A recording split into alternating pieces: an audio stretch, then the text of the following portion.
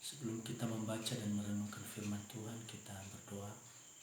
Bapa Surgawi, kami bersyukur atas kesempatan yang Tuhan beri, dan kami hendak membaca merenungkan firman-Mu. Berbicaralah kepada kami. Dalam nama Yesus kami berdoa. Amin. Yang menjadi renungan atau bahan bacaan kita pada kesempatan ini terambil dalam 1 Samuel pasal 16 ayat 1 sampai ayat 13. 1 Samuel pasal 16 ayat 1 sampai 13 diberi judul Daud diurapi menjadi raja. Berfirmanlah Tuhan kepada Samuel, berapa lama lagi engkau berduka cita karena Saul? Bukankah ia telah kutolak sebagai raja atas Israel? Isilah tabung tandukmu dengan minyak dan pergilah. Aku mengutus engkau kepada Isai, orang Betlehem itu, sebab di antara anak-anaknya telah kupilih seorang raja bagiku. Tetapi Samuel berkata, bagaimana mungkin aku pergi? Jika Saul mendengarnya, ia akan membunuh aku. Firman Tuhan, bawalah seekor lembu muda dan katakan, aku datang untuk mempersembahkan korban kepada Tuhan. Kemudian undanglah Isai ke upacara pengorbanan itu. Lalu aku akan memberitahukan kepadamu apa yang harus kuperbuat. Urapilah bagiku orang yang akan kusebut kepadamu. Samuel berbuat seperti yang difirmankan Tuhan, dan tibalah ia di kota Betlehem. Para tua-tua di kota itu datang mendapatkannya dengan gemetar dan berkata, apakah kedatanganmu ini membawa selamat? Jawabnya, ya benar. Aku datang untuk mempersembahkan korban kepada Tuhan. Kuduskanlah dirimu dan datanglah dengan daku ke upacara pengorbanan ini. Kemudian ia menguduskan Isai dan anak-anaknya yang laki-laki dan mengundang mereka ke upacara pengorbanan itu. Ketika mereka itu masuk dan Samuel melihat Eliab, lalu pikirnya, sungguh di hadapan Tuhan sekarang berdiri yang diurapinya. Tapi berfirmanlah Tuhan kepada Samuel, janganlah pandang parasnya atau perawakan yang tinggi, sebab aku telah menolaknya.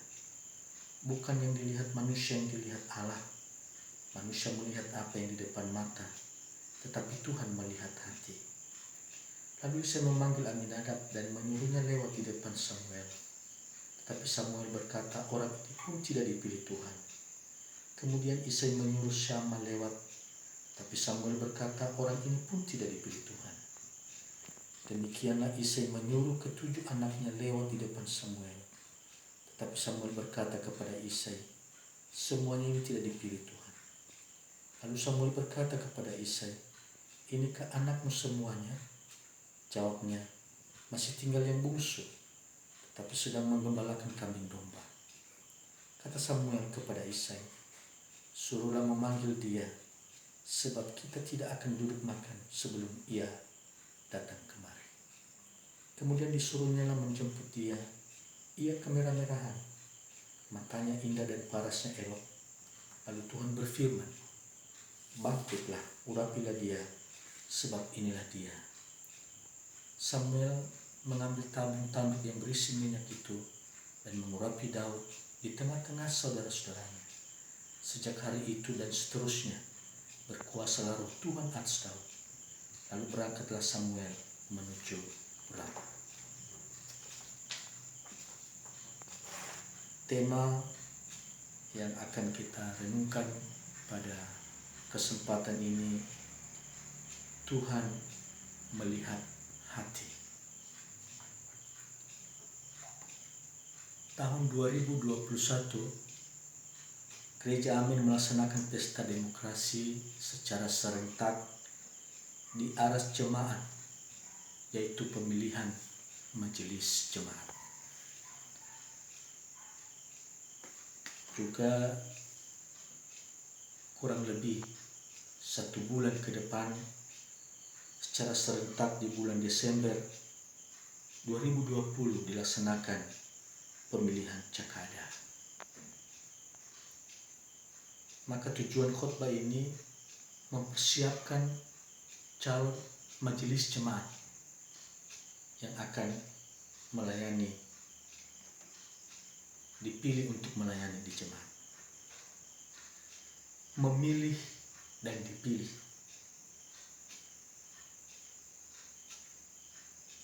Pemilihan apapun akan menimbulkan masa turbulensi, bergejolak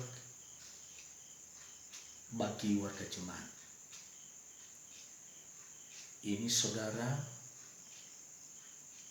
ini satu komplek, ini satu kantor, ini cantik, ini ganteng, dan lain sebagainya. Manusia hanya mampu menilai dari apa yang nampak dari luar. Persoalan inilah yang dialami oleh Samuel dalam mengambil keputusan untuk menetapkan pilihan. Samuel pasal 16 ayat 1 sampai 4 yang telah kita baca menceritakan persiapan Samuel sebagai pelaksana kehendak Tuhan, yakni memilih Raja Israel. Hati Samuel sedang berduka karena melihat Saul yang dipilih Allah sebelumnya melakukan hal-hal yang tidak sesuai dengan kehendak Tuhan. Dia berduka. Lalu Allah berfirman kepada Samuel, isilah tabung tandukmu dengan minyak dan pergilah. Pergi ke Bethlehem di tengah-tengah keluarga Isai. Dan dia katakan Allah berfirman kepada Samuel, ia telah memilih di antara anak-anaknya yang ada di keluarga Isai.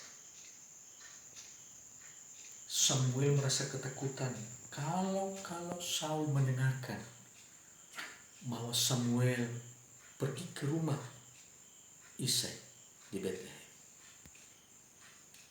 Tetapi Allah berkata dan memberi petunjuk yang jelas kepada Samuel. Dia katakan bahwa bawalah seekor lembu muda, persembahkanlah korban kepada Tuhan. Ayat 1 sampai ayat 4, Samuel sebagai pelaksana kehendak Tuhan dan Tuhan yang berotoritas dalam kegiatan pelayanan ini. Proses pemilihan ini dilandaskan atas nama Tuhan, bukan Samuel, saudara.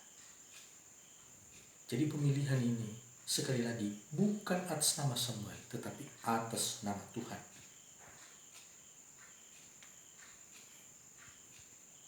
Kalau dilakukan atas nama Tuhan, maka 3 hal yang kita bisa lihat dalam bacaan ini. Yang pertama, pemilihan itu diawali dengan ibadah. Ayat yang kelima. Lagi-lagi Samuel tegaskan bahwa kehadirannya mempersembahkan korban kepada Tuhan. Dia katakan kepada Isai, kuduskanlah dirimu dan datanglah dengan daku. Yang menguduskan Isai dan anak-anak laki-laki dengan upacara khusus, walaupun di dalam ayat ini tidak dijelaskan proses pengudusan itu. Bapak Ibu yang dikasihi Tuhan, jelas bahwa pemilihan tidak dilakukan di empera rumah atau sambil nongkrong di warung, tetapi dalam rangkaian ibadah yang artinya ada pengudusan diri, baik itu kelompok maupun personal. Sifatnya sakral, sifatnya kudus. Yang kedua, saudara-saudara, pemilihan berdasarkan kriteria Tuhan. Ayat yang ketujuh, manusia cenderung melihat dari apa yang kelihatan oleh mata, fisik, ya posisi, jabatan, ya kaya, atau hubungan sosial dan lain sebagainya yang dilihat mata. Samuel pada awalnya memandang Daud sebelah mata. Ketika Samuel diminta mengurapi raja yang baru, ia mengira bahwa kandidat yang pantas ialah anak Isai yang bertubuh tinggi besar. Ya, penampilannya oke. Siapa yang pertama muncul? Eliab. Dan dia berpikir bahwa ini cocok untuk maju berperang. Tetapi rupanya tidak dipilih Tuhan. Abinadab muncul di ayat yang ke-8. Ayat yang ke-9 Syama. Sampai ke-7 anak Isai. Tapi dikatakan tidak dipilih oleh Tuhan. Samuel terkejut ketika Tuhan justru memilih Daud yang setiap hari menggembalakan domba. Otoritas pemilihan bergantung pada Tuhan, bukan pada manusia. Dikatakan ia kemerah-merahan, matanya indah dan parasnya elok. Kemerah-merahan artinya perkasa, gagah berani, tidak takut bahaya, dan rela mengorbankan dirinya. Pribadi yang rajin dan suka bekerja keras. Matanya indah mencerminkan jiwa yang tulus jujur. Dapat dipercaya, tidak munafik, tidak menyimpan kebencian. Parasnya elok menunjukkan arti ganda, yaitu tampilan lahiria dan batinnya.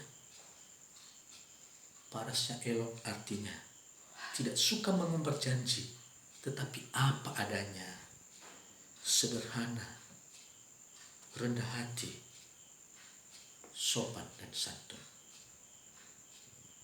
Manusia melihat yang di depan mata, tetapi Tuhan melihat hati. Yesus memberi teguran bahwa apa yang keluar dari mulut berasal dari hati, dan itulah yang menajiskan orang. Bandingkan Matius 15 ayat 18. Hati adalah pusat perasaan, pikiran, dan kehendak manusia. Bapak Ibu yang dikasihi Tuhan, dipilih menjadi alatnya adalah anugerah yang indah. Kita tidak tahu kriteria yang Allah pakai untuk menentukan pilihan, tetapi itulah kedaulatan Allah. Yang penting adalah kesediaan kita untuk dipakai sebagai alatnya. Sebab Allah yang kita sembah adalah Allah yang tidak melihat rupa. Hal yang ketiga, saudara, pemilihan mendatangkan damai sejahtera. Ayat 13. Daud diurapi di tengah-tengah saudara-saudaranya. Berkuasalah roh Tuhan atasnya. 7 orang kakak Daud tunduk pada otoritas Tuhan dengan menerima dan menghargai orang yang dipilih Allah. Allah memerintahkan Samuel menuju ke Betlehem, tepatnya di Efrata, untuk mengurapi seorang raja di sana.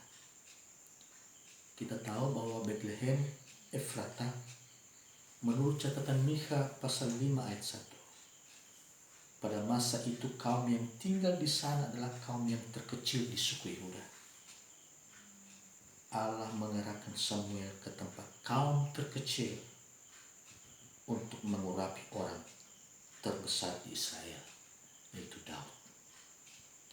Jika Allah yang menggerakkan hati setiap kita untuk memilih dan dipilih, pasti mendatangkan damai sejahtera. Tuhan memberkati kita semua. Amin. Shalom.